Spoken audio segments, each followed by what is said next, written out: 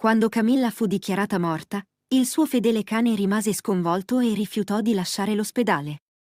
Ma quando finalmente ebbe l'opportunità di entrare nella sua stanza, accadde qualcosa di impensabile che lasciò i medici in uno stato di shock e di stupore quella notte. Camilla Cassiano si rese conto che nessuno sarebbe venuto a cercarla se non si fosse mai risvegliata. Dopotutto, era senza casa e completamente sola in città, aveva solo un amico nel mondo, il suo cane, che le leccò il viso e abbaiò per ore dopo che era svenuta, cercando invano di svegliarla. Ma prima di vedere il video completo, ti ricordiamo di premere il pulsante iscriviti e lasciare un mi piace al video per supportare il nostro canale.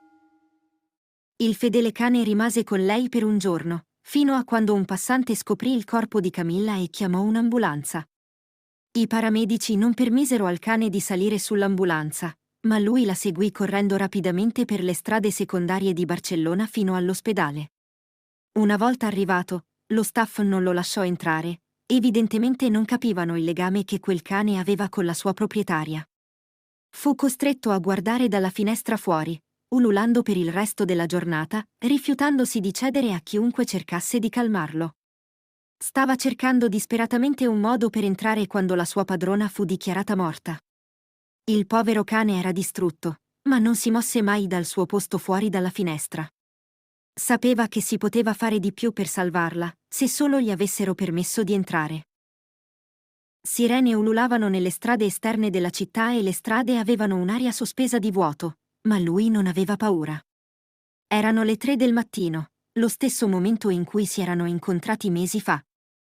Camilla era alla ricerca di cibo, zoppicando per le strade da sola, illuminata solo da luci alte e spente.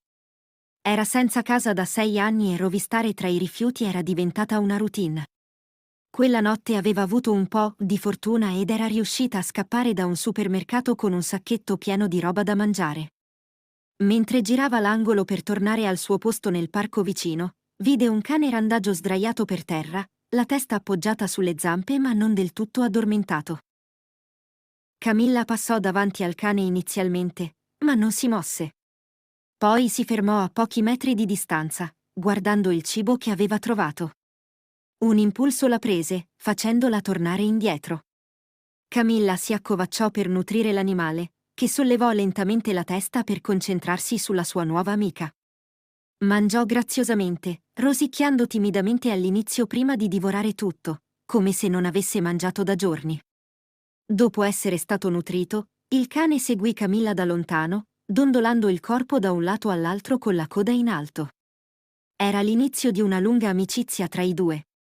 Da quel momento in poi, Camilla e il cane, che chiamò Lucky, fecero tutto insieme. Cercarono cibo, vagarono per la città e dormirono uno accanto all'altro, ovunque si trovassero. Ma Camilla non ha mai creduto di possedere Lucky, era il suo amico e l'unico che avesse.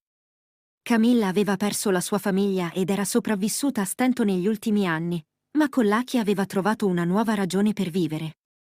Desiderando stabilità, si rivolse al Dipartimento per l'edilizia governativa e fu lieta di sapere che c'era un posto disponibile per lei. Ma non erano disposti ad accettarla con un cane, e per Camilla quella era una questione non negoziabile. Lucky era la ragione per cui aveva iniziato a ricostruire la sua vita e non lo avrebbe mai abbandonato. Invece, cercò lavoro in supermercati, grandi magazzini e ristoranti fast food. Tutti la rifiutarono, in parte a causa di Lucky, che era sempre con lei e nessun proprietario di attività voleva un cane costantemente in giro. Per caso, un giorno fu avvicinata da un uomo italiano di nome Francesco, che vide la situazione di Camilla e le offrì un lavoro al mercato della frutta dove aveva uno stand. Era un lavoro in nero, il che significava che non aveva bisogno della documentazione tradizionale che le impediva di ottenere lavori tradizionali. E la cosa migliore di tutto era che Lucky poteva aspettare pazientemente fuori dal mercato ogni giorno mentre Camilla finiva. Per 3 anni dopo il loro incontro, Camilla lavorò duramente per ottenere un appartamento nei sobborghi della città. Era piccolo, ma era uno spazio tutto loro, e sia lei che Lucky erano più felici che mai. Ma così come le loro vite erano state sollevate rapidamente, furono presto gettate nel caos. Un giorno, mentre stava lavorando, Camilla scoppiò in una serie di colpi di tosse. Aveva tossito nelle settimane precedenti, ma pensava che fosse dovuto alla scarsa ventilazione del loro appartamento. Questa volta, però, tossì sangue. Il suo capo Francesco, che aveva preso Camilla sotto la sua ala, la mandò dal medico, e lei non poté rifiutarsi. Non si aspettava molto, aveva poco più di 30 anni e aveva sempre immaginato che, anche se poteva non avere ricchezze materiali, il suo corpo funzionava ancora abbastanza bene. Ma si sbagliava. Camilla scoprì di avere un enfisema, probabilmente sviluppato dai suoi anni di senza tetto. Tragicamente, i medici non potevano fare nulla e le dissero di godersi l'ultimo mese di vita. Nelle settimane successive, Camilla si indebolì al punto che il suo movimento si faceva sempre più lento con ogni colpo di tosse, che le faceva perdere preziosa energia.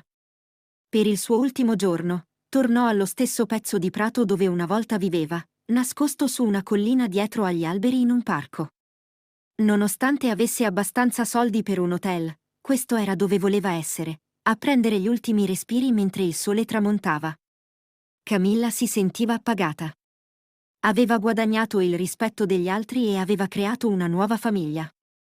Mentre la sua respirazione si faceva più lenta, Lucky giaceva al suo fianco, gemendo per il dolore, ma senza mai abbandonarla. Dopo che Camilla fu dichiarata morta, il medico e alcune infermiere uscirono dalla stanza per compilare alcune pratiche riguardo al suo caso. Lei fu lasciata sola, ed è in quel momento che Lucky entrò in azione, trovando uno spiraglio in una delle porte posteriori mentre una infermiera usciva. Saltò fuori, oltrepassando lo staff dell'ospedale che cercava di afferrarlo, sembrava quasi che quella scena si stesse svolgendo in slow motion. Lucky planò per quello che sembrò un'eternità prima di atterrare pesantemente sul petto di Camilla, forzando un colpo di tosse dal suo corpo indebolito. Le infermiere inseguirono Lucky fuori, lo catturarono e lo trascinarono per i corridoi. Ma quando i medici tornarono da Camilla, furono sorpresi nel vedere che era ancora viva. Non era ancora il suo momento di andare. La portarono rapidamente in sala operatoria e fecero un intervento chirurgico che le salvò la vita. Nel frattempo, il suo cane fedele rimase immobile fuori dalle porte dell'ospedale.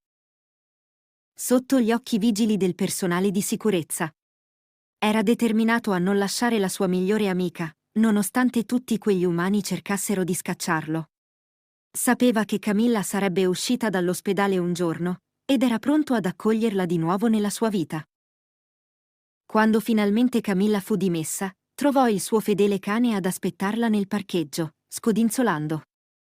Non sapeva cosa riservasse il futuro, ma una cosa era certa: Lucky aveva salvato la sua vita in più modi di quanti se ne possano contare.